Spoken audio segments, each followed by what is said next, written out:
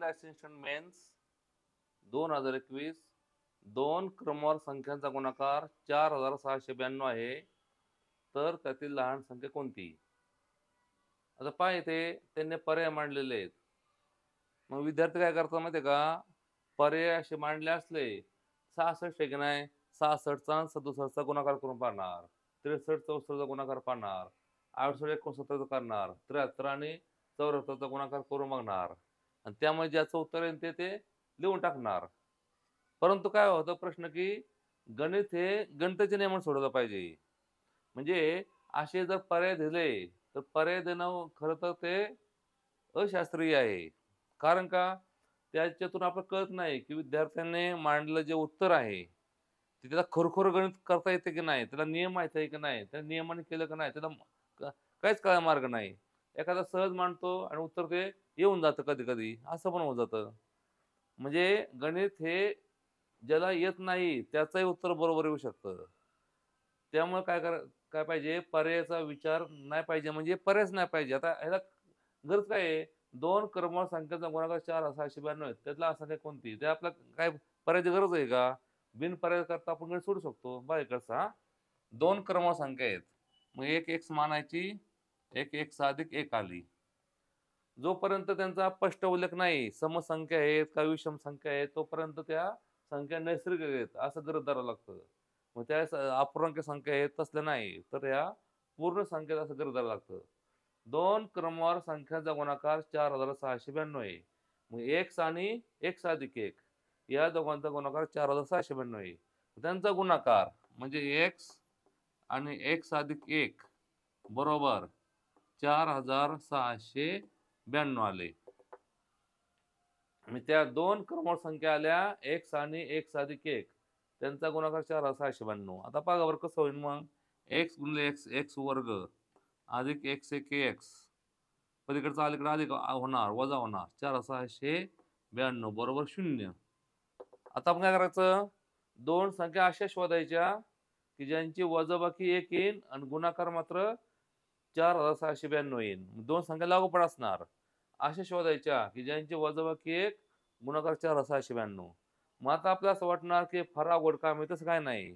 आधी कोणत्या पण 2 संख्या घ्या. कोणत्याही 2 ज्यांची वजाबाकी 1 येईल. म्हणजे लागोपाठ संख्या थोडक्यात. तर सोप्या-सोप्या कोणत्या घ्यायच्या समजा 50 आणि 49 अशा घेतल्या आपण लागोपाठ. त्यांचा गुणाकार करून पाहायचा. 0, 5 9 45, 4 4, 2450. आपण किती पाहिजे? 4692 पाहिजे. मग आपल्याला बरंचसं पुढं जायचंय. मग आपण असं करू 70 आणि 69 ह्या संख्या घेऊन पाहू. मग 0 घेतलाय तसा 7 9 63, 6, 7 7 42, 48, 4830 आलं. मग आपण पुढे गेलो. मग थोडं तर काय करायचंय? मागं वळायचंय. गुणाकार कमी करायचा असला काय करायचं मग? लहान संख्या थोडीशी कमी करायची आणि त्या प्रमाणात मोठी पण कमी करायची. मग काय होणार? थोडी लहान घेऊ आपण. म्हणजे 69 आणि 68 घेऊ. पहा 8 9 72, 7, 8 6 28, 48 7 55, 6 9 54, 5, 36 आणि 5 41, 2 5 आणि 4 9, 6 4, 4692 उत्तर आलं. मग त्यासाठी कोणत्याला 69 आणि 68. मग ह्याचं पुढे कसे होणार मग? एक्स वर्ग अधिक 69 एक्स वजा 68 एक्स वजा 4692 बरोबर 0. या दोघांचा गट, ह्या दोघांचा गट. एक्स कंसात एक्स अधिक 69 वजा 68 कंसात एक्स. आता ह्यांचाच गुणाकार असल्यामुळं ह्याने भागलेलं उत्तर आपोआप 69 येणार आहे. अधिक 69 बरोबर 0. येथे वजा असताना पण इथे अधिक आलाय. का आलाय? वजा भागिले वजा. वजा संख्येला म्हणजे ऋण संख्येला ऋण संख्येने भागलं, उत्तर धन येणार आहे. त्यामुळे हे भागिले हे काय आलं? अधिक आलं. म्हणून डबल कंस एकत्र मांडतात. एक्स वजा 68 बरोबर काय आलं? 0 आलं. संपलं मग.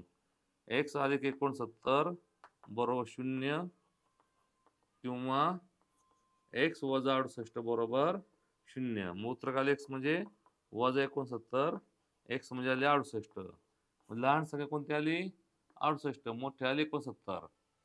प्रश्न काय आहे? त्यातील लहान संख्या कोणती? उत्तर काय आलं? 68 उत्तर आलं. मग त्या दोन संख्या ज्या होत्या त्यातली लहान संख्या 68 होती आणि मोठी संख्या 69 होती. मग उत्तर आपलं काय लिहायचं? 68 होतं. असं शास्त्रीय पद्धतीने गणिताच्या पद्धतीने उत्तर काढलं पाहिजे. नियमानुसार काढलं पाहिजे. नुसतं अंदाजे संख्या घेऊन भरून ज्यामुळे हे उत्तर येतंय तसं उपयोगाचं नाही ते. ते एखाद्या गणिताला लागू होईल. आपल्या गणिताचा नियमच माहीत पाहिजे आणि त्याची गणित सोडवायची पद्धत माहीत पाहिजे खरी ती.